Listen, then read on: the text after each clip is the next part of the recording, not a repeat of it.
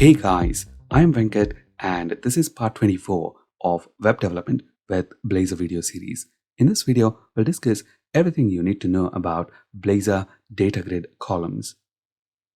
In the interest of time, here's what I have done in the background. In the pages folder, I've included this new component, Datagrid columns, which is right here. And this is pretty straightforward component. We have a Syncfusion data grid here, and the data source for this grid is employees property, which is right here. And it is this employee service, which calls our server-side REST API, retrieves data from a SQL Server database table and stores that in the employees property. If you're new to building REST APIs from scratch, we discuss them in detail in part 5 of this video series. This employees property is then set as the data source for our data grid. So if we take a look at this component in the browser, notice every column in the data source is displayed. Employee ID, first name, last name, etc. Notice this department column here. This is a complex property within our employee class. And at the moment, we cannot see the full value of this column. And that's because the width of this column is not sufficient to display the entire value. So what we want to do is turn on word wrap. And to do that on a Syncfusion data grid, all we need to do is set this property, allow text wrap equals true.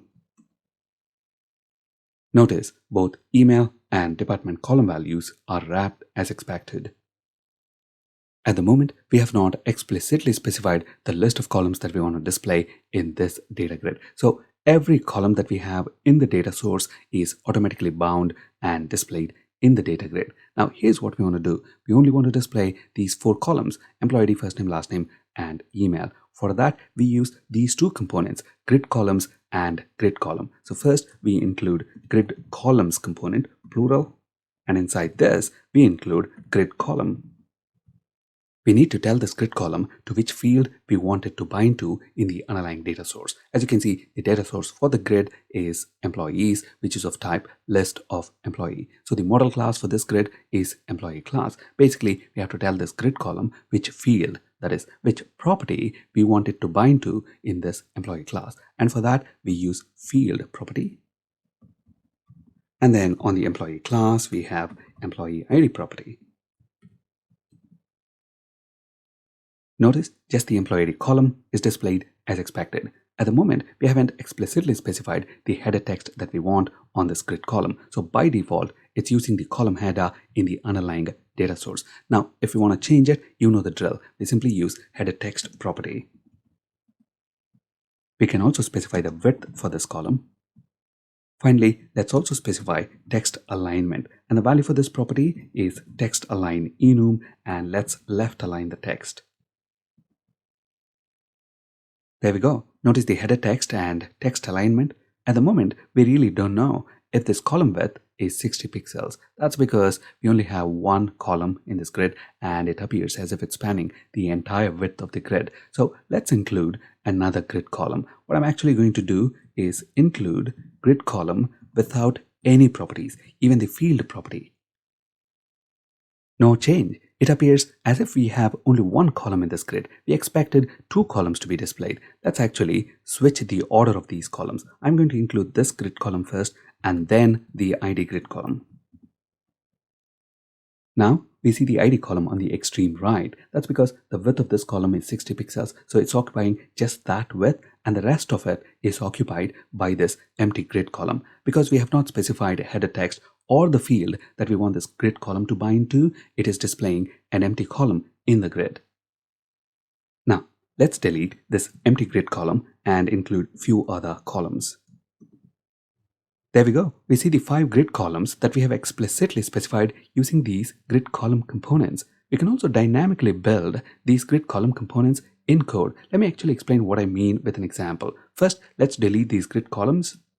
In this employee class, we have several properties. We don't want to display all these properties in the data grid. We only want to display selected set of properties. So for that, let me introduce another property here. These are the columns that we want to display in the data grid: employee ID, first name, last name, and email. So inside this grid columns component, let's use for each loop.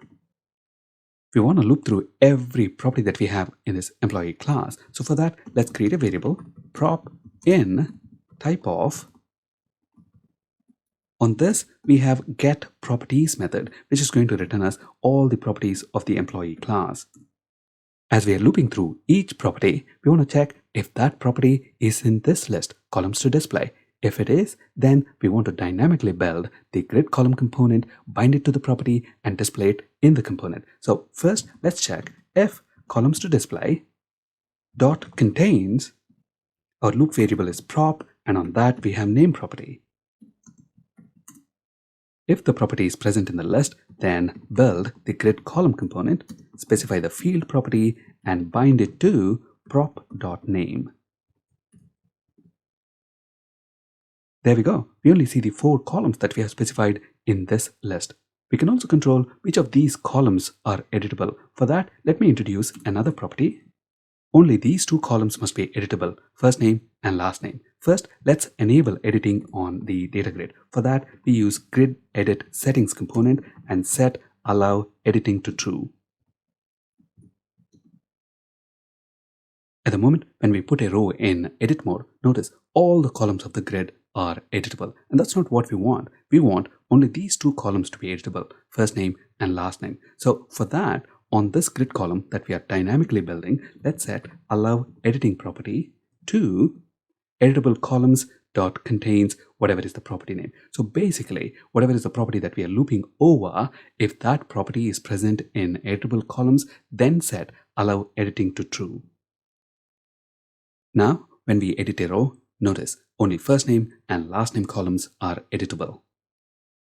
We can use the same approach to dynamically set any property of this grid column component. For example, we want to mark this grid column as the primary key column if the property name is employee ID. So we set is primary key property, and we want to set it as primary key only if the property name is employee ID.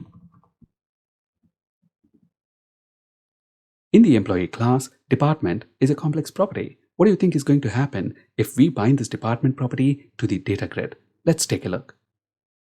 In the interest of time, I've already made the required changes. These are the columns that we want to display in the grid: employee ID, first name, last name, date of birth, and department. Keep in mind, department is a complex property. And if we take a look at this class, here's the fully qualified name, blazorproject.shade.department. And if we take a look at the web page, we see the fully qualified name instead of the department name. So basically, to bind to a complex property in the data grid, we have a different syntax. So instead of using name of keyword, we include double quotes and then our complex property. In our case, it is department dot the property that we want to bind to in the department class. In our case, we want to bind to department name property. So let's copy and paste it here. Now we see the department name as expected. That's it in this video. Thank you for listening.